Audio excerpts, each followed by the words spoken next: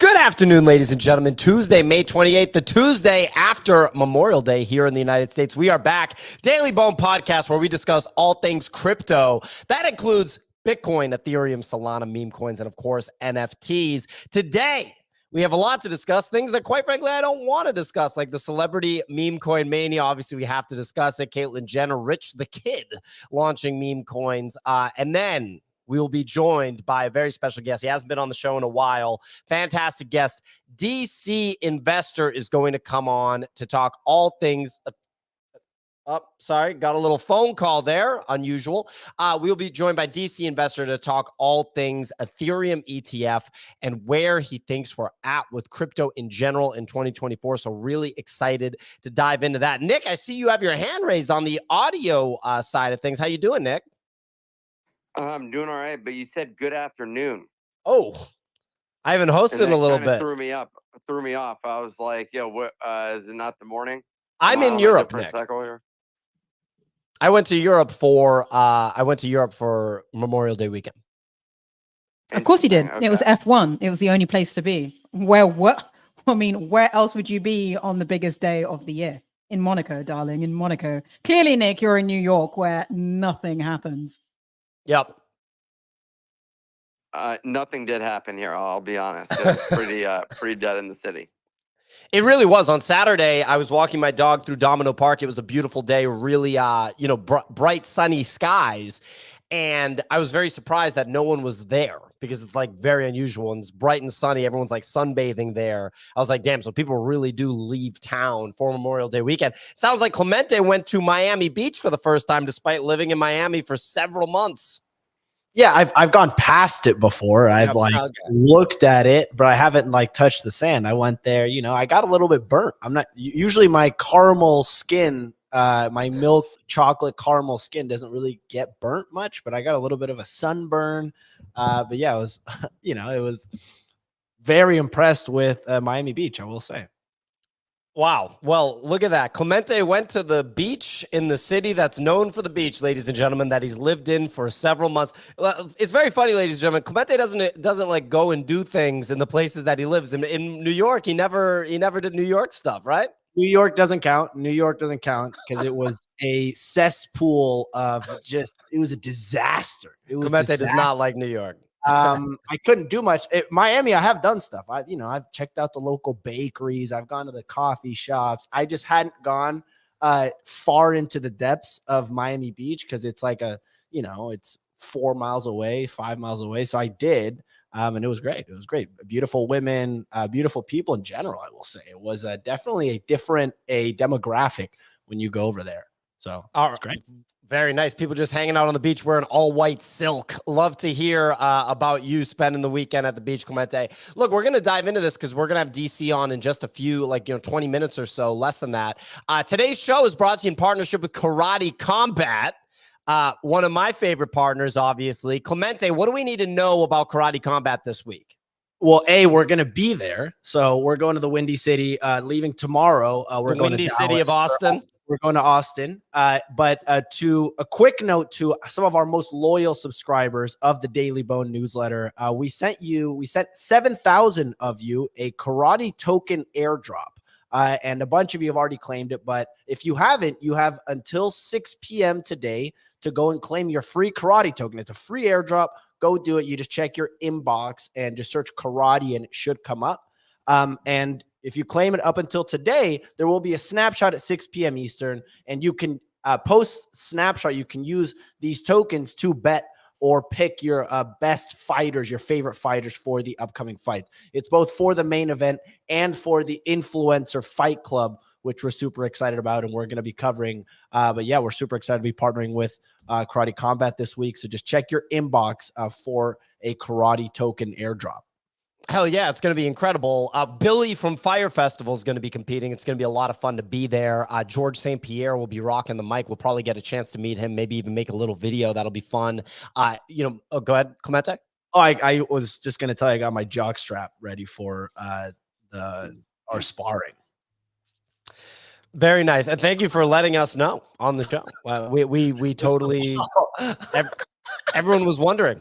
whether you Doesn't got matter that. what time of day it is. I don't really want to hear the words Clemente and jockstrap in the same sentence. I've I don't never know owned about how one you guys before. feel about that. I don't own one. Pio was like, yo, you go want to get this to protect yourself. If I'm going to be whooping your ass at the karate combat event, I'm like, all right, I'll order it. So I don't know. I got a text message from the delivery person just now saying it was here. So that's all. There you go. Test Tube Ted made sure to let everyone know it's size extra small. Anyway, Karate Combat 46, Austin, Texas. The Bodogos Entertainment team is going to be ringside providing live insight and analysis of all the action. It's going to be a great time. Going to be a lot of fun. Brought to you in partnership with Kraken, too. So very, very cool to be able to partner with Kraken and Karate Combat on the Karate Combat 46 event. Signal, why don't we dive right into the weather report? Glad to be back after Memorial Day weekend. Let's see what's going on. It was a weird one, folks. Let's get into it. It's Tuesday, May 28th. That ETH market volume is at 10.6 million. Solana market volume is at 2.7. Ordinals at 2.2. If we look at the market leaders on the Ethereum side, Cyberkongs, they're back up 20% to 0.75 ETH. Pixelman is down after the TGE, down to 0.7 ETH. On Blast, the Blaster keys, oof, they're also down to 0.58. Those are almost 0.9 not long ago. And over on Solana, Mall Street is also down as well, 0.48. So what was everyone doing this weekend? Finally, on the ordinal side, you even got the Node Monkeys. They're also down to 0.2 BTC. Everyone has just been out. Crypto roundup. The majors are even over the last 24 hours with Bitcoin at 68,600, Ethereum just over 3,900, and Solana touching 170. Some of the biggest winners over the last 24 hours, though. Epic, that is up 35%. Turbocharged up 35%. And the Pew over on Blast is up 20%. Meme stock related coins also saw gains. Meme stock related coins also saw gains overnight, with GameStop stock trading up 20% pre-market. Kitty gained 70%, while GME and AMC are also up 30%. Over on the weekend, top three stories. Well, firstly, Caitlyn Jenner, the former ex-husband of Kris Kardashian, dropped the Jenner meme coin Saturday on pump.fun. Crypto Twitter scrambled for the next day, trying to figure out, was this real or was it a deep fake? Well, it currently appears that the real Caitlyn Jenner is behind this coin, and it currently sits at a 30 million market cap after peaking at 40 million. Secondly, onto the next meme coin story, a hacker exploited the Normie token on Base and set the market cap to 0, down from 40 million. The team accepted the hacker's offer to return 90% of the funds, contingent on a fair launch to the affected holders. Soon after, the Normie Twitter account was suspended on X, and communication has since just gone dark. Finally, Trump spoke at a libertarian rally, promising to allow self-custody of crypto assets, stating that the history of crypto and Bitcoin would be made in America. He also confirmed that he would commute the prison sentence of Silk Road founder Ross Ulbricht. That is all for the weather report. Weird weekend. Back to you in the studio. That Trump content's pretty wild. They start booing him, and he's like, "That's nice. That's nice. Only if you want to win, do that.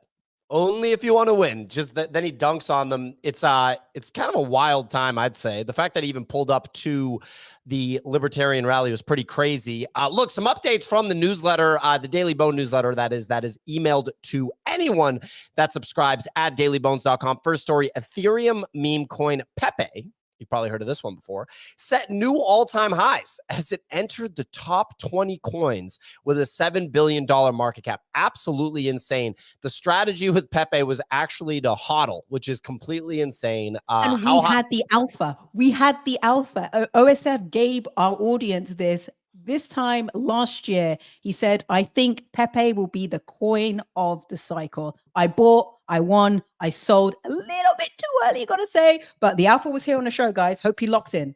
I mean, it's pretty crazy that it's at new all-time highs now, and that it's a top 20 coin. That is completely insane. We'll see if that's, some people are saying Whiff and Bonk next. I think Whiff has a lot of potential. I have both Whiff and Bonk, but I think Whiff might be the one that the normal people find very interesting. Next story: Uniswap will move forward with their on-chain vote for fee distribution despite receiving a Wells notice. So Uniswap just marching forward in the face of the SEC.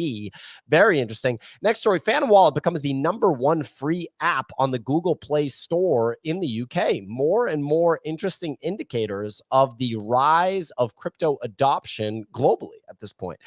Next story: PacMoon wins its third blast jackpot with the payout totaling 411,000 gold. Signal, did you call this one?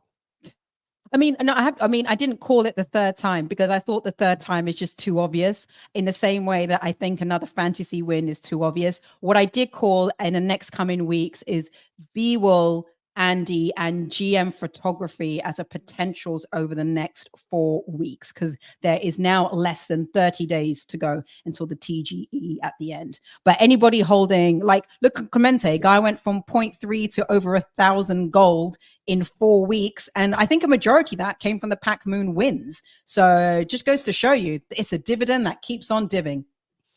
The problem, I will say, is now it's you almost want to short your holdings because everything dumps now after you win the jackpot. So Pac Moon is down like 20% since winning the jackpot. So it actually is EV negative almost to blast jackpot now, which is a little bit troubling. I'm not going to lie, but it was good to get a win. I think it depends, actually. I think there's ways around this. I think you, like, first of all, Pac-Man, and Pac-Man, I keep getting them mixed up. Pac-Man, he made Pew win exactly because people were shorting things. Secondly, whilst I agree it's EV negative, the thing to do then is to try and predict what will come in jackpot that people aren't thinking about. Ride that to Valhalla before it wins jackpot, and then sell it before if you want to take the money, or stay in it and take the gold. That's how I would be thinking about this.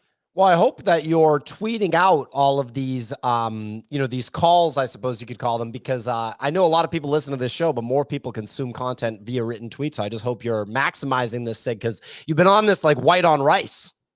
White on rice, I have. I mean, I prefer integral. I don't like too much carbohydrates because it spikes my insulin, but I appreciate the comment, Pierre. There we go. Last story, Mt. Gox moves $9 billion worth of Bitcoin to a new address ahead of their repayment plan to creditors. This is pretty nuts that this is actually happening after all these years. Mt. Gox, of course, ladies and gentlemen, if you are unfamiliar, stands for Magic the Gathering Online Exchange. It's effectively the first Bitcoin exchange, which was ahead of its time, meaning it did not have the necessary security in place to custody literally $1 billion or so worth of Bitcoin. It was meant to be more of a Magic the Gathering trading card trading platform. And as a result, it was hacked and all of the Bitcoin was stolen by the hackers. But it seems that a repayment plan is in place for the OGs that were around way back then. So if anything, Mt. Gox just held your Bitcoin for you for about 10 years so you couldn't sell it. So look at that. Sorry, are they getting their money back in Bitcoin, or are they getting their money back in US dollars? Well, the fact that it's $9 billion worth of Bitcoin, which I don't believe the Mt. Gox hack was $9 billion. I don't know if it's a one-for-one in-kind repayment. I'm going to assume it's a repayment in Bitcoin or crypto, but probably Bitcoin. I don't know if it's one-for-one in kind, but like if you live in Denmark or something and you lost your money in Mt. Gox, you're getting it back in crypto for sure. You're not getting like a wire transfer or something like that, but it'll be interesting to see how it plays out. And yeah, I don't know. It should be interesting. People were always like, for last cycle, people were like trying to FUD the price of Bitcoin, saying that when the people received their Bitcoin from Mt. Gox, they were going to dump it on the market and crash the price of Bitcoin. I'm not hearing that at all now. It's just funny that most of the kind of FUD, remember the Solana FUD, that FTX was going to sell all the Solana and it was going to go to like, 50 cents per Solana. What happened to that? It is really funny to see what people predict are going to be like negative catalysts for these different assets, and that a lot of times it's a lot of mumbo jumbo. What to watch out for: the Unisat Pizza airdrop claim for wallets that have interacted with Unisat sites and products is closing tomorrow. So it's Clemente saying it's worth checking. The airdrop amount is currently trading at around $150 OTC. Go to unisat.io/pizza to check if you are eligible. Clemente, you seem excited. Are you eligible? Oh yeah, baby. I got myself, 150 buckaroos. I also pinned it up top for anyone on Twitter, and I just shared it in the YouTube chat. It's just a little points thing. So they're trading off chain OTC. So one more day, you have 24 hours left to claim this thing. There you go. And I love that it's okay. So $150, man. Clemente is getting rich. He's going to plow that into Blast Gold or something similar, right, Clemente?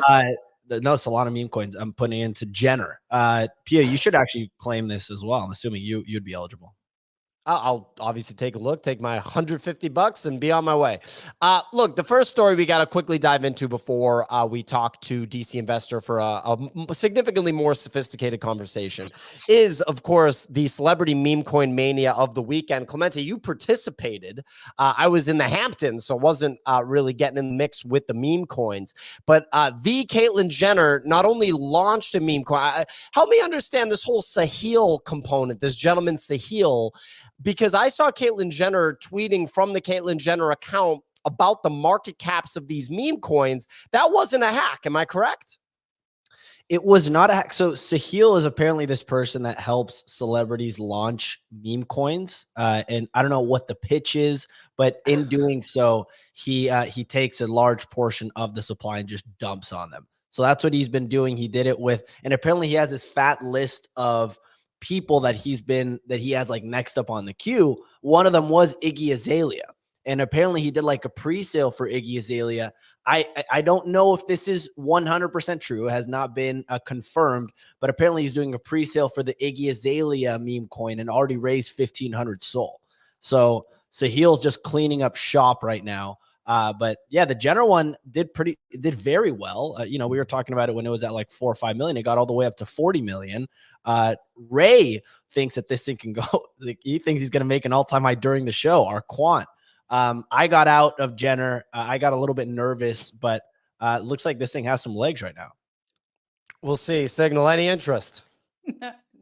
No. I'm waiting for Chris's ticker to drop, because she will just murder when she drops the ticker no, sorry. I just find it really funny that these celebrities are dropping these tickers, because it's just like, where are you in your life if you're like, I mean, you like divorce Kris Jenner and you're having to drop a ticker. I mean, how bad did that settlement go, considering how deep her pockets are?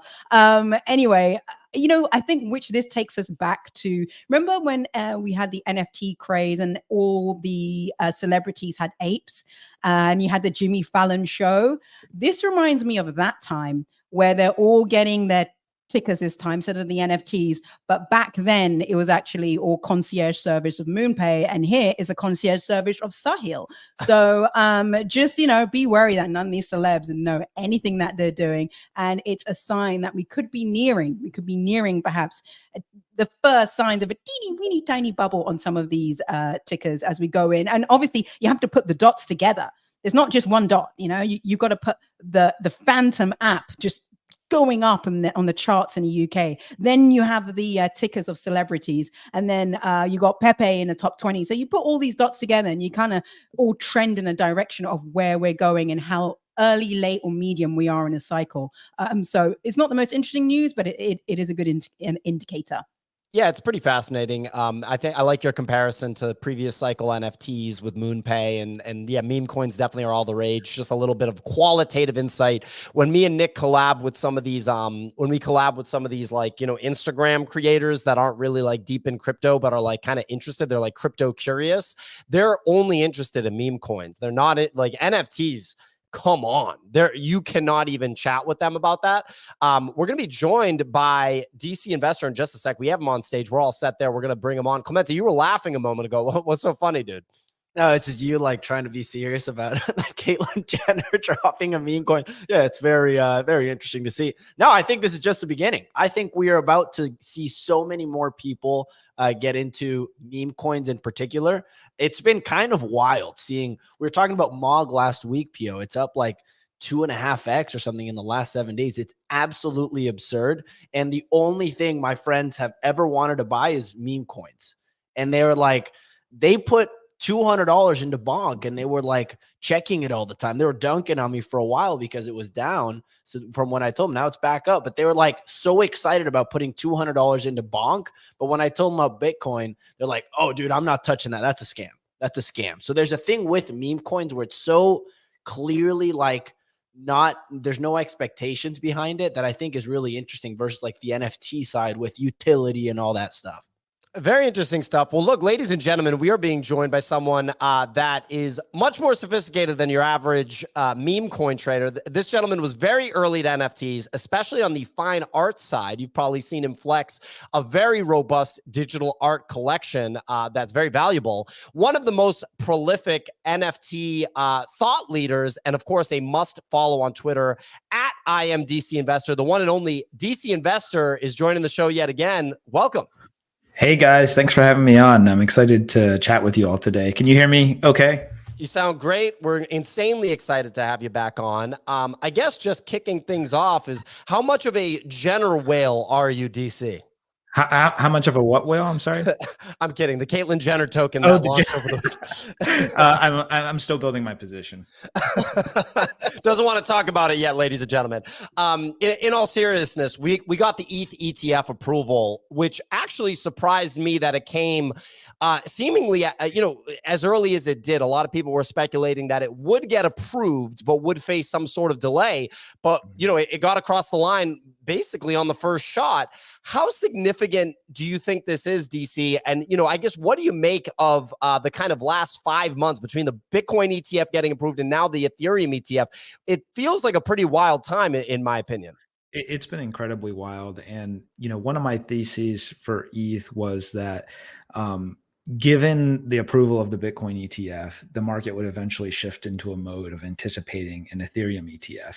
And I say Ethereum ETF because, and a lot of people don't really get this, but there are requirements that kind of need to be met in order for something to be an ETF, and Bitcoin met them first. So the first thing is neither Bitcoin or Ethereum was ever named as a commodity or as a security by the SEC, not formally. So that was a big thing. The second thing is you need Chicago Mercantile Exchange futures, which is basically a futures market, but that would kind of signify that both Bitcoin and Ether are commodities, which is an important part of this process. But the futures also play another key role, which we'll get into in a little bit. But I think a lot of people didn't want to see that picture. They didn't want to see, Bitcoin had these criteria in place and Ether has them in place, but Ether's kind of different, right?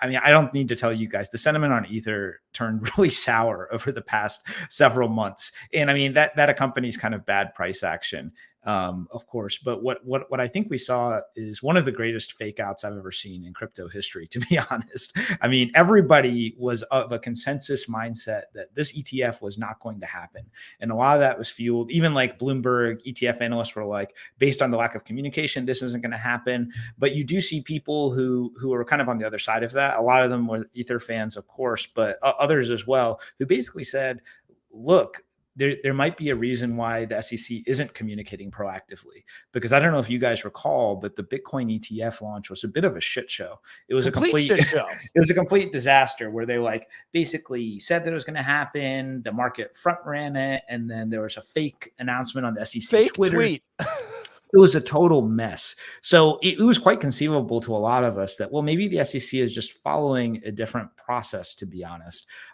So at worst, people like me felt like, okay, if it gets a rejection on May 23rd, then eventually they're going to approve it because they're going to lose in court because there's not really a basis to reject it. Most lawyers agreed with that, but everyone was of the mindset May 23rd isn't happening.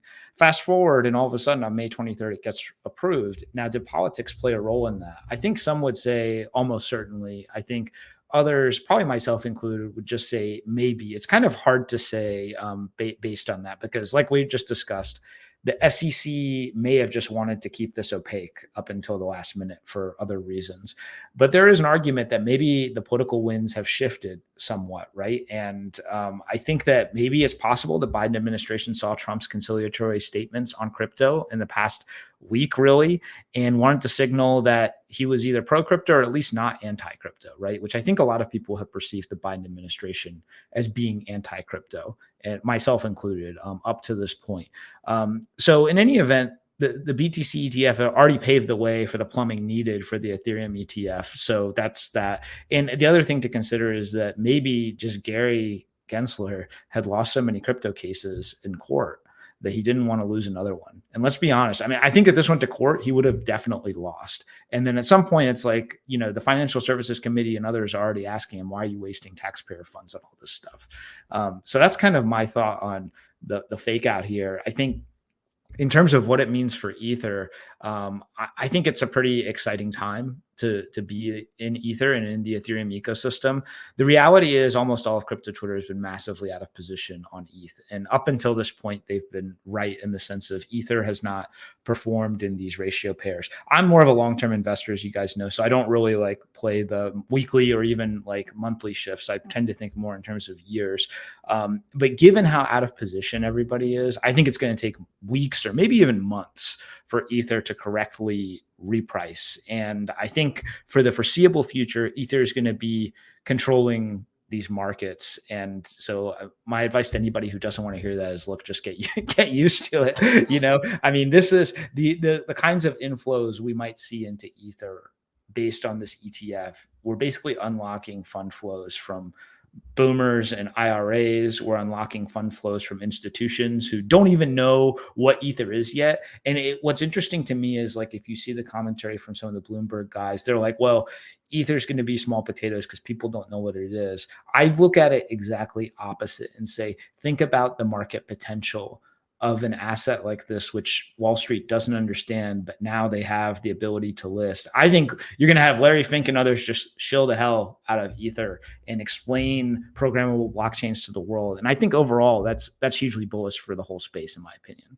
Yeah, I mean, there's so much to unpack there. Fantastic insight. You know, one indicator going back to, like, you know, the approval, the indicator that I kept looking at myself that made me feel like in the back of my mind, it was always on the table to some capacity to get this approval in May, was that the day that the Bitcoin ETF was officially approved, or maybe it was the day that the Bitcoin ETF started trading, Larry Fink went on TV. I don't remember if it was Bloomberg or CNBC, what network it was on, but he immediately just started talking about the Ethereum ETF the day that the Bitcoin ETFs went live. And no one remembered that. But, like, I feel like that was a really significant indicator. And I had put a tweet out with Larry Fink's picture and Gary Gensler's picture. And I just said, which one are you going to bet on? Because every time that we've talked to people on this show or on other shows that have any sort of sense of the political, you know, situation in crypto, Clemente, you might remember better than me. I don't remember if it was Alex Gladstein or one of these other sort of like Bitcoin political guests that we had. But he said that Gary Gensler just flat out wasn't well liked and wasn't good at the political side. And his theory was that Gensler was taking the position that he was taking on crypto to satisfy the people, you know, the powers that be, so to speak, that could potentially get him a position after he steps down from the SEC, because they figured that he'd be out the door over there. I also, DC, on the political side, I think it's very interesting to think about Trump taking the pro-crypto position, everybody feeling like Biden had an anti-crypto position, but now Biden can point to the Bitcoin ETF and the Ethereum ETF and say, well, look what happened during my administration. We got both ETFs approved. And when you were President Trump, you have tweets that say that you're anti-crypto.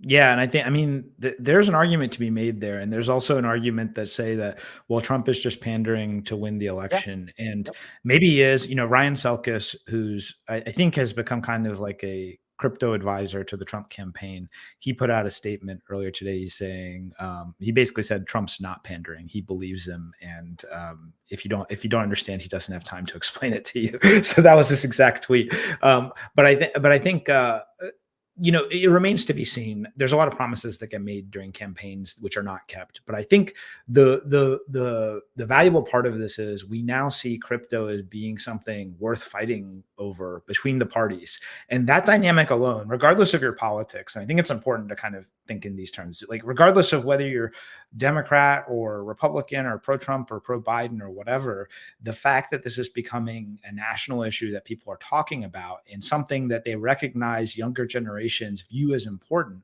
I think is hugely bullish for the space overall. So I think regardless of who wins, we should keep that in mind. I'd like to see Gary Gensler removed from the SEC regardless, because I don't think he can be viewed as like a good faith actor. But I do want to touch for a second on what you mentioned about Larry Fink and how he was on TV shortly after the BTC ETF announcement, because I think people forget, now people view BlackRock as the largest asset manager in the world. There was a time not really that long ago when they were just this upstart financial Services Corporation, and they were one of the pioneers in the ETF revolution. Like the whole iShares, like for you guys might be a little too young, but like for people a little bit older, we remember when ETFs first came out and BlackRock was kind of early in that whole process and marketed the hell out of them. The reason why they became so successful is because they nailed the marketing, I think, much better than anybody else. And they had the products that people want. They still have like the widest range of ETFs that I'm aware of. So I think that Larry Fink and his team view this as an opportunity to say, hey, we created a new investment paradigm through ETFs. And I think on-chain tokenization could be next. So this isn't just a, hey, pump my bags to this Ethereum ETF from Larry, right?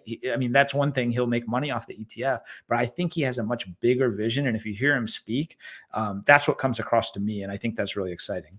Yeah, and I want to dig into the ETF and its relation to Ethereum, to Bitcoin, and to the rest of crypto. Quickly, one last thing on the Trump thing. I would understand why somebody would say he's just pandering for his campaign. That makes a lot of sense. Every politician does it. You look at the things that he said before his previous campaign, they never came to light. You know, XYZ, you can keep going on with that. The difference is he has a bunch of Ethereum. I remember it came out that he had millions of dollars of Ethereum a few years back. He also has dropped NFTs and has made millions of dollars off of NFTs. He also can just take a position in any crypto asset because, you know, it's legal to. So the difference is he's got self-interest going for him in a really intense way this time that relate to his money and his businesses. So that almost makes me feel like it's more likely that he's not pandering. I don't know if you have any thoughts on that. I think, I mean, it's hard to say without understanding how much of his net worth it really represents. But I think you bring up a good point. We shouldn't ignore it. But as far as I know, he hasn't put like 10 or 20% of his net worth. If I saw numbers like that, then I would definitely like agree with you. Absolutely. Clement, do you have a quick question before we dive into the ETF? Yeah, well, it's ETF related. DC, I saw that staking was removed from the applications for these ETFs. So effectively, that removes this 3 to 5% yearly return that these ETFs could get. Are you concerned about that? Do you feel like there's any moment where that'll be added to it? I'm just curious what you make of the non-staking for Ethereum in these ETFs. So even months ago, my expectation was if an ETF is approved, it's definitely not going to have staking. So I'm not surprised by it at all. I think that I think a lot of people incorrectly view Ethereum staking as a risk-free return. It's not. You actually have to do work in order to earn that return. You run the risk of slashing. I mean, these events are not hugely likely to be impactful to your return unless you're an irresponsible operator, which is kind of what you want, right? But beyond that, there's also an unstaking period. So if you want to unstake your ETH right now, or let's say in a period where a lot of other people wanted to unstake, there's going to be a withdrawal queue and a delay to be able to withdraw. So I think that in order for a staking ETF to eventually be approved, they've got to work through that delay period, because one of the benefits of a spot ETF, and especially a crypto spot ETF, is that it can settle pretty much instantaneously, right? So if someone goes on to, not Vanguard, sorry. Anybody but Vanguard. Anybody but Vanguard. If someone goes onto their Schwab or Fidelity account and buys, let's just say $100 million of one of these ETFs, on the back end, they're matching that up against people who might be selling those ETFs. But if there's net demand beyond that, they're actually buying the underlying spot asset, on the spot, literally. And I think that is a dynamic which, when you add staking into that and the fact that there can be withdrawal delays, I just feel like there's got to be more stuff that's got to be worked out before that's even possible. So I don't view it as a concern. I just view it as, hey, this is just how it's got to be for now. Absolutely. And Signal, you have a question for DC? Yeah, just a quick question. Do you see a future where we have ETFs, but a mixed bag? So Solana, let's say, and then other crypto inside of that, which is viewed as sort of a legitimate crypto? I think eventually we will, yes. I think that the timeline over which that's going to happen has been dramatically understated by people on crypto Twitter. So I think this is my point of view, and I'll admit I could be wrong, but I've been right on some of this analysis so far. The prerequisite to getting an ETF is you got to have these live futures markets. Yeah. And it's not just this like signaling of commodities. It's because it signals this financial maturity. It provides a regulated way to hedge. It supports price discovery. And I just don't think that the SEC or the CFTC are going to allow ETFs to be listed for assets that don't have those things. And you could make a legitimate argument that they should not. You could say that the process takes too long and all that. And I would probably agree with you. But I think that at a minimum, you're looking at, once futures are approved, you're probably looking at 18 to 24 months or even longer before an actual ETF comes out of that. So I think eventually we will see, hope, but the other confounding factor is here, some of these other assets have been named as securities by the SEC. So there's probably a lawsuit that has to happen against the SEC to reclassify, or at least some confounding factor that forces them to withdraw that classification, which then allows the CFTC, which focuses, so Securities Exchange Commissions focuses on securities, CFTC focuses on commodities. But if the SEC can withdraw that classification, then it might open the door to the CFTC listing them as commodities. Yeah, fantastic insight. That's what James Safer discussed on our show when he came on. He pointed out that Solana was named a security, and that also there wasn't any sort of futures action on it. And so you have to get, I think, both of those things first. Crypto Twitter, though, is just saying Solana is about to get approved next. I will ask some questions about this, but back to just the core Ethereum ETF. So you discussed that people are saying that Wall Street won't care about it because they won't understand it. And I could see why someone would say that. But at the same time, this is huge. This is the second crypto ETF. Wall Street's not dumb. They're not going to just say, I don't understand that, so whatever. Couldn't we see a situation where Bitcoin is sort of treated as the digital gold and the Ethereum ETF represents crypto? You took the words out of my mouth. I think that and digital gold is a compelling value proposition, especially in this kind of world where currency debasement. Exactly. The currency debasement, all of that. So digital gold has a real value proposition in a market niche.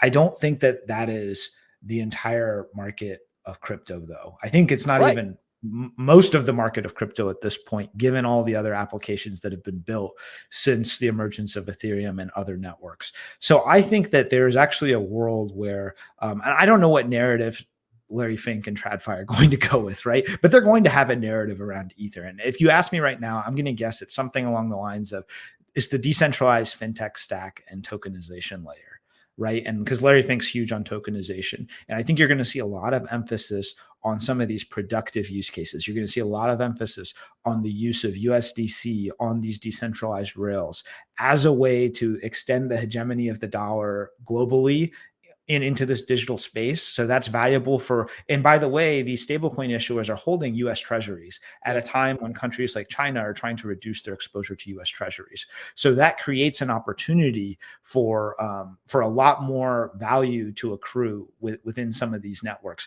So in any event, I think that there's going to be, I think there's also a chance that they market it as kind of like, hey, here's like a decentralized NASDAQ 100 almost, right? This is the decentralized stack.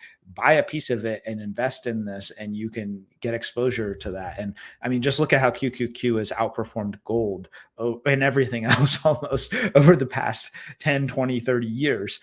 So I'm not saying that's necessarily going to be the case, but I can see a lot of really strong narratives around an Ether ETF, which are totally separate and really, I think, go beyond the concept of digital gold. The other thing to keep in mind is I don't think people have a good handle on how reflexive things can get in a bull market. Okay. And I think last cycle, and I wrote a tweet on this yesterday, we got throttled pretty hard because FTX was illegally selling customer assets. Especially, we know that they sold basically all of the Ether they had. They were selling it illicitly and unknown to most people. And so I think that as we gear into this new cycle, you could see a phenomenon where ETH is starting from a smaller market cap than Bitcoin, right? I don't want to say it's like, it's a fraction. It's like 1/3, maybe the market cap of Bitcoin right now. So any incremental dollar that goes into Ethereum has the potential to be worth even more as far as an increase in price. That's one thing. The other thing to keep in mind is that with so much Ether staked and being used on these networks and various DeFi apps and L2s, there's just less Ether available on exchanges. And I saw an analysis yesterday that said the amount of Ether on exchanges right now is at a low for the past 6 years, which is kind of like mind-boggling to think about. 6 years ago, there was Ether that hadn't even left the ICO wallets, a lot of it. And now you have it at the lowest level since then. So that's telling me a signal that the market's bullish on ETH. And as money starts to flow in through these ETFs, they've got to buy what's available at the price that's available on the exchanges. And if there's just not enough Ether there, so you can imagine like a reflexive bull run where Ether just kind of takes off. And because if the price goes up really fast, that encourages even more interest. So I think the Bloomberg guy said they expect like 5 to 10% of Bitcoin flows. I think that's going to be totally wrong, to be honest. It might be true like very early on, but I could see it easily getting to market cap weight and maybe even up to like, double market cap weight when things really heat up. Even if they're right, it's 8 figures a day, right? 5 to 10% of the Bitcoin flows are 8 figures a day, which that's just new money flowing into Ethereum. I think it's incredibly significant. I mean, the other thing is like, so Mike Alfred, who's a big Bitcoin guy, was recently talking about how he actually thinks that Ethereum is very well positioned to outperform Bitcoin over the next however many months, because when you look at these cycles, there's periods where certain assets outperform and certain assets underperform. Solana had its moment of, really outperforming when it went from, I don't know, like 25 or $30 to 220. Bitcoin also performed well, but Solana was outperforming Bitcoin and Ethereum there. You pointed out Ethereum has largely underperformed. Well, now we have an ETF. Right. Now we have an ETF. So I think it's totally fair to think that over the remainder of the cycle, Ethereum outperforms, by the way, like it did last cycle. Exactly. And I think, people have short memories, and you'll often hear me on Twitter say stuff like, look, the market is highly cyclical, cycle. That's kind of what I say. Right. And so Ethereum has been out of favor for a while. All it needed was like a narrative catalyst and a new source of fundamental underlying demand, which is exactly what the ETF represents, right? And so now, and I joke, it's like, watch how much Ethereum technology improves as the price goes up, right? It's like people are gonna be like, wow, this is really revolutionary technology. But the reality is now the momentum has shifted, and this ETF is going to spur inflows. And by the way, one thing I didn't talk about was as the ETF comes online, last cycle, we had Ethereum miners, proof of work miners, who are selling pretty much all the Ether that they mined. I mean, in order to, because you have, as a miner, you have operational expenses that you have to cover. And Bitcoin miners have to do this as well. But this cycle, you have Ether staked, and stakers don't have very high OpEx. So they don't actually have to sell their staking rewards, which means that's even less like available supply to go. So, I mean, all of this to say is we've never seen anything quite like this. So, I mean, I put out a price target, which you guys haven't asked me for, but I put it on my Twitter. So I'll just share it here. Sure. Saw it yesterday. We don't ask because a lot of people don't like it when we ask, but if you want to volunteer, let's do it. Well, I have a huge, I called it a big ass range, and which it is, but I think Ether will probably see a cycle top somewhere between 10,000 to 25,000. And I probably lean towards like above the lower end of that right now, because we're kind of a little more than a 2x away from the lower end of that. But I feel like a lot of people are kind of underestimating how market reflexivity can kick in, even on major assets like Bitcoin and Ethereum, because their point of reference is last cycle when SBF was literally selling customer assets illegally and opaquely. And so I think there's a lot that can happen that people are not really prepared for. And the fact that consensus seems to be Ether's not going above 9 or 10,000 leads me to believe that it could go much higher. So we'll see. Nobody talks about last cycle, the starting lineup of bad actors that we had. It was like a baseball team starting lineup between Mashinsky and the Three Arrows Capital guys and Do Kwon and obviously FTX. And a lot of people, will say, actually, no, that made the price go higher. I just don't know if I buy that. I feel like it's the other way around. I feel like it throttled the price because of all the bullshit. You saw, some pumps on random assets that maybe you can credit, you look at the overall crypto volume. But yeah, I don't know if I buy that they, cause the all-time high to go higher. I want to talk about Ethereum L2s because I know you have a lot of opinions on that. I want to talk about the ETF a little bit more, but first I got to throw to Choose Rich. Nick, what's going on, buddy? Thank you for having me on here, Pio. I just wanted to address throw out a couple of questions real briefly, primarily centered around the personal attacks that you've been making online. And I think that it's worthwhile, given the nature that crypto has gone more in a boxing direction at this point in time, that I think it would be worthwhile to address those. There were two specific personal attacks that I'd like to point out. One of those was James Seyfert. I want to understand where you sit on him right now, and whether or not we should expect a boxing match in the future. And secondarily, I did see a little bit of shade thrown my way, questioning my trade decision of my CryptoPunks, which I would like to have a quick conversation on as well. But let's first start with James Seyfert to see, will he be receiving any birthday cards or any gifts from you? Where are you at right now with him? Well, you know, I think James has actually been probably more of a reasonable voice than his colleague Eric, but I kind of trashed both of them after the approval, because I think, and you know, Nomad retweeted me, and I think he had a good commentary on my tweet. And basically my tweet was calling them out for being like, look, this is your job. You guys came out as like being 100% confident, or like 90, they say 75, but Eric's like, I thought I would put it at 95. He's like, there's no way this is happening. And it's like, look, you guys, I think for us who have been in crypto for a while, we're used to a lot of psyops, or at least I am, right? I'm used to the market like saying this is exactly what's going to happen, and then it doing the exact opposite. And I don't want to go down conspiracy rabbit holes to say like, hey, the market, they're just trying to engineer the market against us. I don't know what the reason is. This is just something I've observed time and time again. We've seen it in Mt. Gox FUD, regulatory FUD, and now in the Ether ETF. So I gave them, and I think I rightfully gave them shit, because they've been posting on Twitter like they're crypto Twitter people, right? And that's fine. You know, I welcome TradFi people to participate in this space. But if you're going to come out and make a brazen call, if you're going to, you know, tell people one thing and then you end up being wrong, hey, you got to own that. And you got to be like, hey, you know, so if anything, I'm encouraging them to think a little bit more holistically about the space. And same thing with like the small potatoes thing of like 5% of BTC flows. I think that's just going to look embarrassing in like a few months. I think they're going to be proven completely wrong there. So, you know, nothing against the Bloomberg guys. I think that, you know, if they're trying to do the best that they can, but crypto is a complicated space. So I encourage them to dive deeper and really understand it.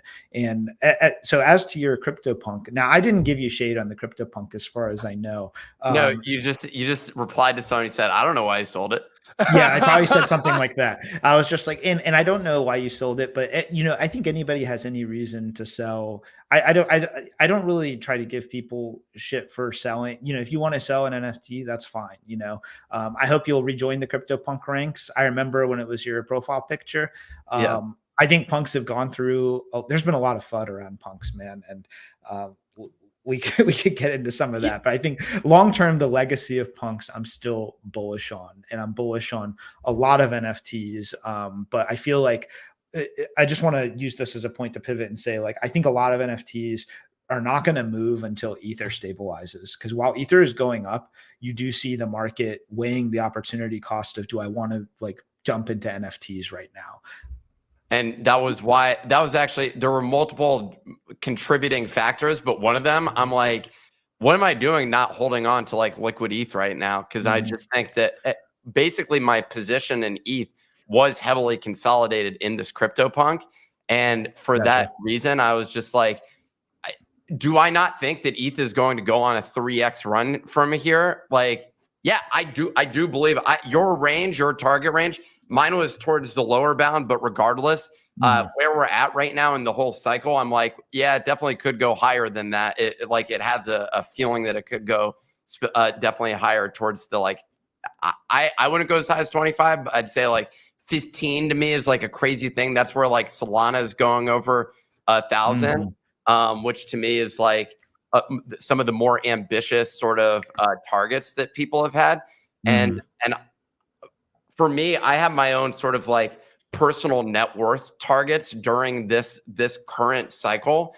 And for me, I'm like, man, liquid ETH looks really promising. I have liquid ETH, Solana, and Bitcoin basically are like the three main ones. I also have some Avalanche, which is my like risky one. And I have a little tiny bag of meme coins, but just for fun and exposure, and also to talk and trade about it. But yeah, it's that was the main position, as much as like I'd love nothing more than that. And I also think that we also have our own NFT project, and I'm just like, look, I have plenty of NFT exposure at this point in time. I don't need like a bunch more. I would love at some point to get back into a CryptoPunk, and I think that there's a possibility that happens. And I think that CryptoPunks will still go up again in the future. Like, I don't think that they're completely dead. But like, just in this cycle, I'm like, you know what? I have a direct path to achieve my goals from my own targets. Why not sit on that versus have something that's a little further down the volatility level? And yeah, so that's kind of what that trade was. And I think that makes sense. You know, I mean, honestly, I think that, and especially I tried to say this during the peak of NFT mania, is like, look, don't view NFTs as leveraged ETH necessarily, right? I do consider it as part of my overall crypto exposure, but I don't consider NFTs as part of my ETH exposure. And so I think everyone's got to weigh that for themselves personally. I also think in more bearish conditions, like we've seen for NFTs up to this point, and it's, I got to say up to this point, because remember, things can change on a dime, right? And so, but up to this point, NFTs, I feel like, are almost priced more in like US dollar terms. As we turn into a more bullish market, they're going to start to be priced more in ETH terms. And you've seen punks kind of hold that. I think I want to say it's like 100K plus 120K ish range, right? They don't really want to go much further below that. So I think for the people who have the means, if you've been wanting to get a punk, this is a great time to consider it. But I wouldn't do it at the expense of like dramatically cutting one's ETH exposure either. Yeah, and I want to dive deep into NFTs. I want to cover NFTs. I want to cover ETH L2s. Last stuff on the ETF, because it is just so significant. And these can be quick hitters. These don't have to be like deep dives. But I want to know what you think the Ethereum, we already discussed what the Ethereum ETF means for Ethereum. And that's the kind of most on the nose discussion. What do you think the Ethereum ETF means for Bitcoin? For altcoins like Solana and AVAX, and you know, insert optimism, whatever, in certain other altcoins here, what do you think it means for meme coins, and what do you think it means for NFTs? So for Bitcoin, I think, and alts to some extent, I think we're still in a bull market, guys, right? And I think the Ether ETF is going to open up eyeballs to crypto in a way that it legitimizes crypto not just as an asset, as Bitcoin, but as an asset class. Yes. Okay. And I think that is hugely fundamentally important. And it's going to open up people's eyes to the entire universe of what's going on in crypto. So I think that's hugely exciting, right? I think a lot of assets are not going to outperform Ether for the immediate period, and maybe not even for the rest of the cycle, right? And we did see this during last cycle after DeFi, like there was DeFi summer in 2020. And after that, there was a lot of stuff which kind of collapsed, and a lot of that money went into Ether, and a lot of that stuff didn't recover. Some of it did recover though, and some of it even set new highs from there. So I think you've got to have exposure to the things that you have confidence in. But I think if you don't have exposure to Ether right now, you my opinion is you need some. To be perfectly blunt. What does it mean for meme coins? I think meme coins have been a strong trend up to this point. I think they'll probably continue to be a trend. It's not an area where I really play in a lot, so you guys can probably speak to it a lot better than me. But I would say that you got to be careful, because like the attention can evaporate out of some of these things really quickly. And especially if you're further down the risk profile on some of this stuff, I can say this confidently. There's going to be a lot of meme coins which literally don't come back. They're gone. They're dead. Yeah. And there's going to be a few which are wildly successful, most likely, and may outperform Ether, but with a much different risk profile, right? And also a much different set of circumstances that occur during a bear market. And what does it mean for NFTs? I think NFTs, like I said, ETH has got to stabilize before NFTs really see a run, right? But I think as you see more crypto wealth accrue, especially Ether wealth, you're going to have more people who want to buy NFTs. But there are a lot of NFTs which are also not going to come back. So I don't know if that's helpful, but that's kind of my thought right now. Yeah, and I agree with you. I think a lot of the Bitcoiners, there's Bitcoiners that were saying it would be a problem for the ETH ETF to get approved because it would like confuse Wall Street. It would take away from the Bitcoin ETF. It's completely the opposite. It further legitimizes the asset class, like you pointed out. And even just the Bitcoin ETF made, you know, the boomer generation significantly more comfortable. You have little Larry Fink talking about Bitcoin on television. You bring in the ETH ETF, it just means the floodgates are open. Absolutely. And so I think that's going to take And now, not all those assets are going to have direct flows from the ETF, right? And I think this is where most of crypto Twitter mid-curve the Bitcoin ETF, because they're like, oh, it's a sell the news event. And they didn't really think about or consider the fund flows that are coming in from that. And so the other thing that we didn't talk about is if we enter a macro environment, which ends up becoming more favorable, it's an election year, the Fed has interest rates at a pretty, locally high level, they could afford to cut a little bit. So any increased liquidity in the market is likely going to increase risk appetite and desire to play in assets like crypto. Absolutely. And that's very exciting. So moving on to L2s, you have been, you've kind of discussed L2s on this show before and via your tweets. Now we have this situation. We have Base, right? We have Blast. Very interesting stuff happening in the Ethereum L2 ecosystem. It almost seems like sometimes it doesn't even get attributed to Ethereum. Like you hear the L2s being discussed, but no one kind of reminds themselves or reminds other people that these are happening, in the Ethereum ecosystem. What do you make of where we're at with L2s? It feels to me like there's been quite a bit of progression compared to, say, even 2 years ago, which is not a very, significant period of time. What do you make of Base? What do you make of Blast? I know you're a big Coinbase guy. I'd love to know just kind of all your thoughts on the L2s. So I think there's been a huge progression even in the past several months. And so I think L2s have been something which people in Ethereum have been talking about for years, right? And I mean, it's been something that's been always on the horizon. It's like, well, what's it going to look like? And then it was like, we have them, but people weren't moving to use them from L1. And now we finally see people moving from L1 starting to use these L2s. The big driver for that was EIP 4844, which launched with the Denkun upgrade a few months ago for Ethereum. And that basically reduced gas cost on L2s by something like 10x or something along those lines, right? It was a huge change in terms of transaction costs. The other thing that we've also seen happen is now more of these L2s have EVM, Ethereum Virtual Machine compatibility, which means you can take apps from layer 1 and more or less deploy them with minimal changes or no changes onto these L2s. And all of the tooling that exists around EVM, all of the apps and ecosystem that exists around EVM can now be just implemented on L2s, which was a huge, huge thing that also took time to get to.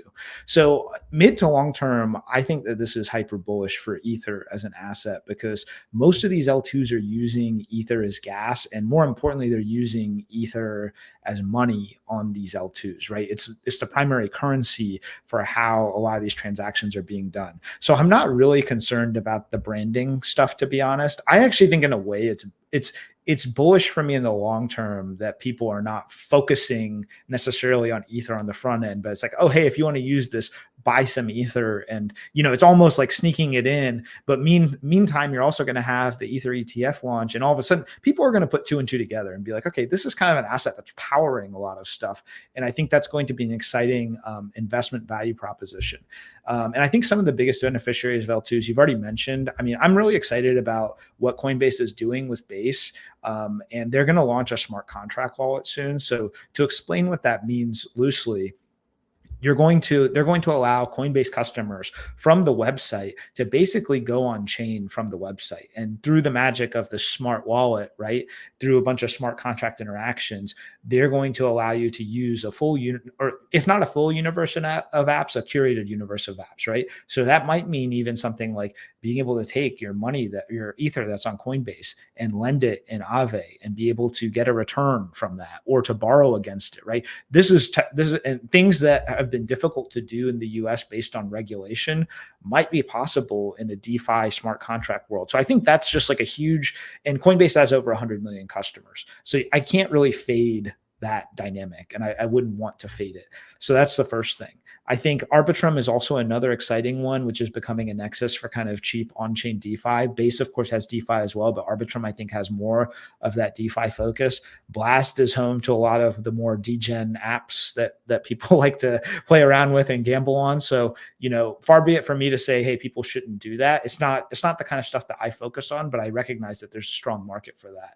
And I'm also excited about other stuff like smaller L2s, like Immutable X, which I'm an investor in, but it's gaining traction as a home for L2 gaming. And I think now that we have cheap transactions at scale on Ethereum and other networks, I think gaming could actually kind of take off as a use case. So I'm really excited about all of these L2s.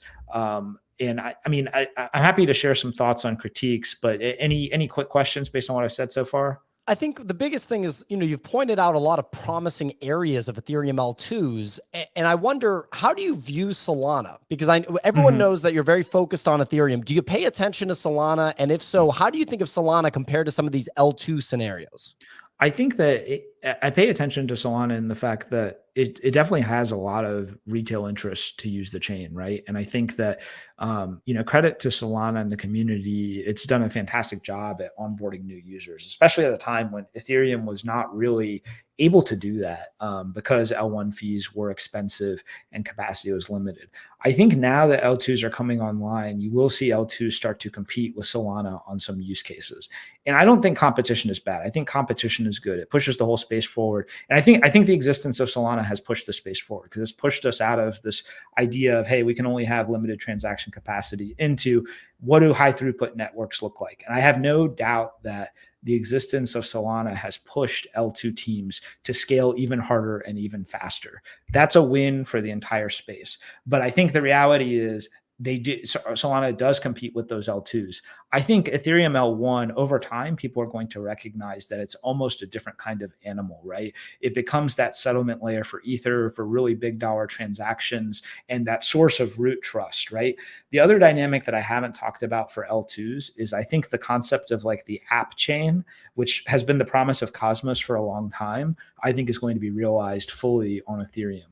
I think you're going to see a lot of institutions launch Ethereum L2s. And I mean, you've already seen Coinbase do one, right? They're a big financial institution, not just a crypto firm, but they're a big financial institution. And a lot of people are going to see that playbook and they're going to want to copy it. It would not surprise me at all. I'm not saying this is definitely going to happen, but it would not surprise me to see BlackRock or Fidelity or some of these other players launch an Ethereum L2 in the next 2 years, right? And that would be like the whole promise of like private blockchains from like 2017 era, which was talked about a lot in the Ethereum space, the Enterprise Ethereum Alliance, that was all focused on private blockchains. Now those things can be done on public L2s. L2s are cheap. They don't have to pay a lot in security to Ethereum, and they can use ETH in a censorship resistant way once they're fully implemented, right? So I view all these, the more L2s there are, the more scaled use of Ether we'll see across this kind of crypto universe that's emerging. So anyway, those are just some of my thoughts on L2s.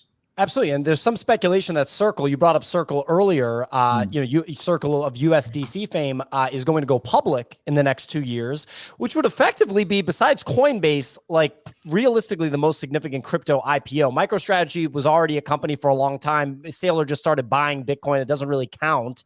And then the Bitcoin miners is kind of a different animal also. Do you think that Circle could launch Circle Chain on Ethereum? I mean, USDC is, primarily used on Ethereum. For sure, it could. I think it might also like build it in concert on Optimism or as part of Base, because I think Base, so the vision of Coinbase, I think for Base is they want to turn it into a huge payment network. And if you read between, you don't even need to read between the lines that much, but I was at an event in DC not too long ago where Coinbase was there, Brian Armstrong and a lot of others were there. And they were talking about now in local coffee shops in DC, Compass Coffee, you can actually pay for your coffee using USDC on Base. Wow. And they're trying to show the value of being able to use stable coins on these layer 2s as a payment network and in a way that doesn't require the vendor to pay 3%. And Venmo just added a 3% tax. I don't know if you guys are aware of that. Wow. Yeah, for businesses who are using it, now they have to pay 3%, which is, I mean, like for small business or even a large business, that can add up to a ton of money, right? And for Base, it's like a tiny fraction of that. And there's a good business model there because Coinbase and Circle, they have those treasuries that are yielding interest. So they're earning interest off that money that they've tokenized as dollars. And so there's a model here. I think there's definitely like a 40% chance or maybe 50% that in the next 5 years, crypto completely disrupts the payments industry at all levels. It would make sense. It's what we've been talking about. It's superior technology, so it would make sense. Last question on L2s. If you have to play favorites, do you have a consensus? Like in your mind, is there one that stands out that could be the best one, so to speak? I think it's really hard to it's really hard to fade base, to be honest. I think base has so many tailwinds behind it, notably the Coinbase support. They've got outstanding devs. I mean, and they're just working to relentlessly scale it. They've got the 100 million customers. They have this vision of the smart contract wallet. I mean, Coinbase is executing on all cylinders. And I'm a shareholder of Coinbase as of this bear market. I accumulated a decent amount, and I'm glad I did. But they're firing on all cylinders. So I'm super bullish on base. As far as the smaller play, which I think could grow, I'm really bullish on Immutable X. As I said, I'm an investor there, but I think that L2 gaming could be one of these breakout things that brings in a lot of new audiences. So I'm excited about both of those. But you know what? I'm open-minded too. I want to see how the space plays out and rationalizes. The beautiful part about this, Pio, is we've got the free market competition now driving this. So everyone is going to be driving towards the best solution. And I think that's something that Ethereum has not, it has not been possible on Ethereum because it has this really decentralized development process. Everything takes a really long time. At L2s, you're going to see the exact opposite. You're going to see absolute cutting edge by teams on the frontier doing absolutely crazy things.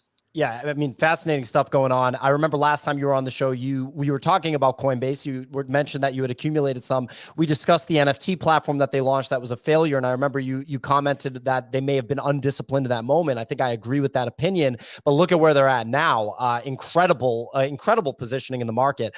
I know we have to let you go soon, so just moving on to the final topic of conversation, NFTs.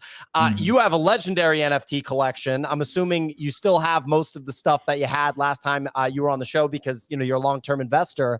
What do you make of this, the state of affairs with Ethereum NFTs now? Do you think that we see all-time high NFT volume this cycle? How are you thinking about fine art NFTs? There's a lot to think about with NFTs, and it's kind of a weird time when you look at the prices of some of these things. For sure. I think NFTs, and by the way, I still have basically 100% on my collection because it's not the stuff that I have.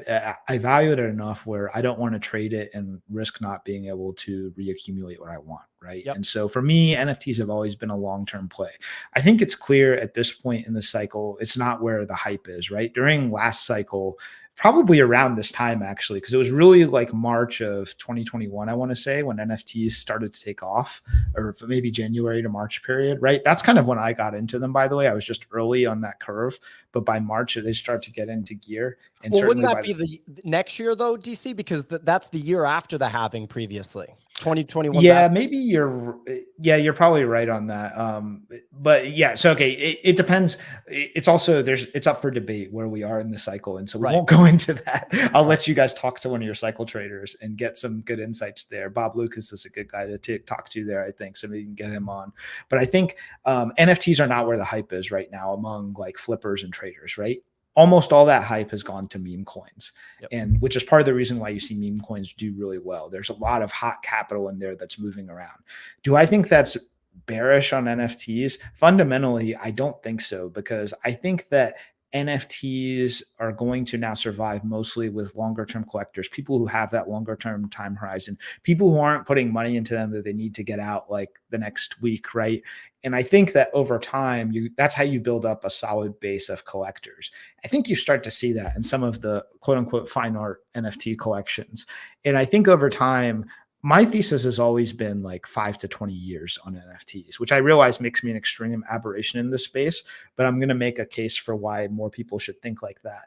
Because I think that as we move into this broader arc of acceptance of crypto in our society, right? And I think the BTC ETF and the Ether ETF are putting us there, man. I mean, I'm telling you, we're witnessing like a societal sea change around perception of crypto, right?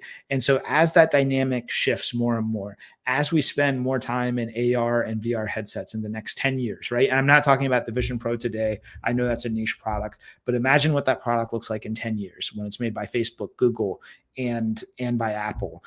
We're all going to spend a lot more times in those things. We're all going to become even more digital. It only makes sense to me that non-fungible digital assets with provenance, with culture, are going to do well, right? And I think NFTs still remain this attachment point for crypto, more durable crypto culture. I think more so, to me, that's been my biggest criticism of meme coins, is, yeah, they're a good way to make money, but do they have cultures that can survive across like one cycle? And I think we've only seen like 1 or 2 meme coins achieve that. We might see a couple more, but I think we'll see many more NFTs achieve that kind of breakout velocity. So I think at some point, my vision still is within 10 to 20 years, some of the top NFTs will be on par with like high-end avant-garde art, and they're going to be highly desirable, and there just won't be enough to go around. I appreciate the way you're thinking about it from a fine art perspective. My thoughts on the fine art side are, I think it fully makes sense. My concerns are that most of the artists are living, like 99.99% of the artists are living. The standard that's been set for NFT artwork is to, in many cases, release thousands at a time, right? And I understand it's kind of a different thing than traditional art, but having multiple 3,000, 5,000, 10,000 supply collections, like for the Cherniacs and the art blocks of the world, is kind of interesting to me. And the capacity for a living artist to go and do that again, that could be challenging. The other thing is that I feel like no one has properly championed digital art to museums and to legacy art collectors at the level that's necessary. And maybe it's just because they're not ready. So it's kind of like falling on deaf ears. So people just give up and say, I'll come back in 10 years to do it. But how important do you think the adoption by traditional art world, like the most traditional old school art world, is for the fine art NFTs? Because they are crypto assets at the end of the day. Right. And I do think it's important in the sense of you want those people eventually on board. They're not the people who are going to be on board first. I'll take the other side of your statement that no one's really pushed it. I think that there have been people who have pushed it, like Art Blocks has done a great job in terms of pushing that kind of awareness and adoption.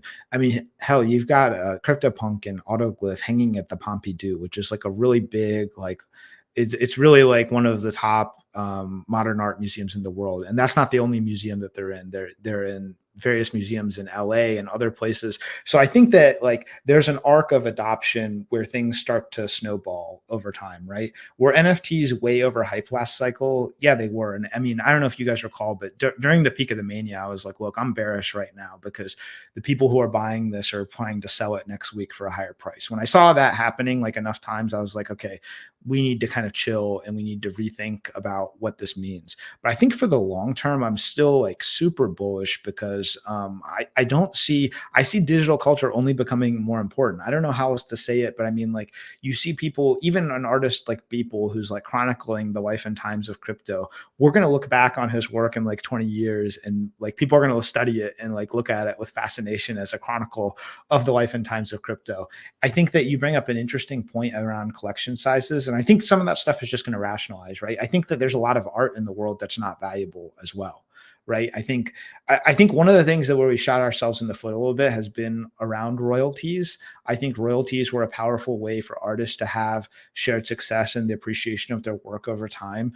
I still think at the higher end, that convention still exists somewhat where collectors are willing to pay royalties. I think where things kind of fell apart was you had these NFT collections for like PFPs, profile pictures, and then you had fine art. And I think over time, we're just going to see that stratify out more. But like as of like 4 years ago or 3 years ago, they were like this, and now we're just starting to pull apart now. So this could be a cycle where NFTs maybe don't do as well. I'm still optimistic that people will want to go back and collect things after they accumulate that crypto wealth. But I'll tell you what, man, if for some reason this cycle skips NFTs, and I said this on my Twitter, the next cycle I think is just going to be legendary because the market loves nothing more than something that has like inherent provenance and cultural value that's been neglected for some period of time. And then the market comes back. It's like, man, why were people fading this stuff? And it would just, either way, I'm excited, but I advise anybody focusing on NFTs to think long-term, bottom line. Fantastic insight. And last topic of conversation, because I know you have to go. CryptoPunks. I think the most interesting thing to discuss with CryptoPunks at this point is the Yuga Labs relationship, right? Because it's pretty unique. You have the OG 10,000 supply first profile picture collection on Ethereum. There's so much provenance there. The consensus #1 NFT collection overall, but considered fine art, even though it's a PFP. But then you have essentially a startup company that exploded onto the NFT scene last cycle with an NFT collection that was kind of based on punks, but a new, more modern version, so to speak. And they end up raising a bunch of venture capital, raising a bunch of money from the royalties that they got on their collection and the mints that they sold on their collection, and they buy CryptoPunks. Pretty wild stuff when you kind of think about it in terms of provenance and where CryptoPunks land. As someone that has, how many CryptoPunks you have? Like 5 or 6 at least? Yeah, I've got 6 CryptoPunks. Yep. Nice, nice. So as someone, and some high value ones too, hoodie punks, and people would argue that the provenance you've attached to those punks probably makes them more valuable. Where are you at with CryptoPunks right now? So I'm still bullish on CryptoPunks. I think that the reality, do I wish, and I was kind of I kind of spoke out against it when Larva Labs sold the IP to Yuga. And it wasn't so much them selling it to Yuga. It was more just the idea that they sold it at all kind of didn't sit with me well, right? Because a lot of people they didn't really create it as a PFP. A lot of people in the community kind of created that social value around it, and then they sold it for like $100 million or whatever to Yuga. But the reality is it was their IP to sell. I think my vision of CryptoPunks is they transcend the IP holder and ownership, right? It's really about those 10,000 NFTs and who owns them and how the market views them within a historical context.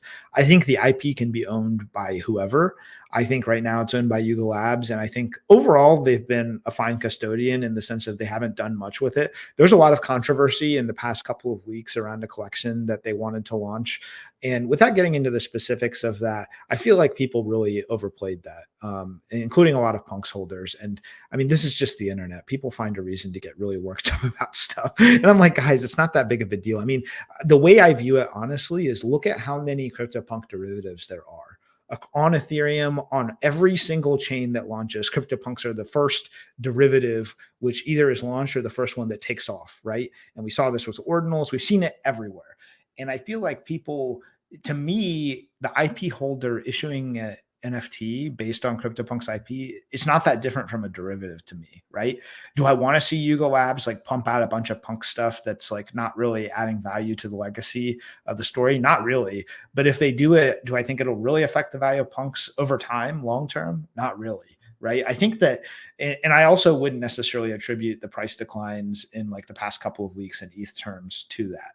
I think the market's always looking for a narrative, right? The reality is people are seeing the value of Ether go up, and people are realizing they don't have enough ETH exposure. And I mean, Nick is the perfect example of that. He just said, that's why I sold my punk. He didn't sell it because of this whole Yuga Labs like meltdown thing. So I think that people are just really overplaying this. But I think punks, if you look at it objectively, still have that unique place in history. So I'm not selling any punks, dude. And I haven't really weighed in on this debate because I just don't think it's that. I feel like people are framing it in a way that's just like off base, and it's not going to age well in even like 4 months, probably. That's my feeling. Yeah, I don't think Nick even knows about like that whole thing. Like, I think if you ask Nick about the whole thing, he'll just be like, I literally didn't pay attention to that. I have no idea. My thought on it, and we can close on this. I don't have any problem with the collection or the artist or the way it was rolled out. The only thing that I would see as an issue is the fact that they are trying to sell more NFTs. And I understand people are like, well, artists sell their work, you know, XYZ, but you're selling NFTs essentially as a startup business, and Yuga Labs has sold more NFTs than anybody else. And if selling NFTs was a true sustainable business model for startups, then everybody that has a startup in the crypto space would just sell NFTs because it's a 99% profit margin angle for business. It's unbelievable.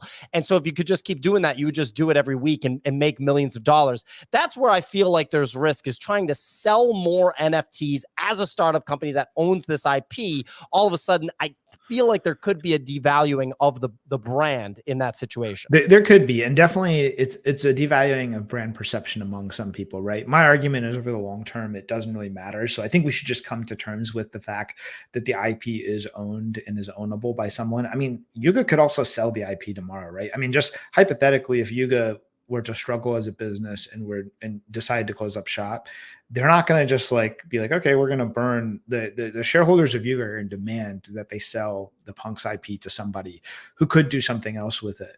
So in my head as a Punks holder, I've kind of detached from all that. And it's just like, you know what, people are going to do what they want to do. There could be some short-term brand damage, but long-term, I think the provenance behind these 10,000 assets as they exist has value.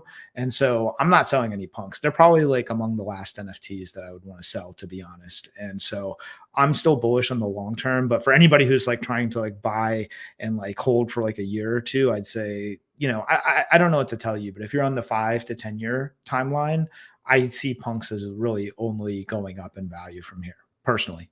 Yeah, totally fair. Well, look, DC, we love having you on, man. Thank you so much for joining us again. Ladies and gentlemen, follow DCinvestor at I am DCinvestor on Twitter. Some of the best insight on Ethereum for sure, and also, you know, crypto and NFTs. DC, any closing thoughts for the audience here?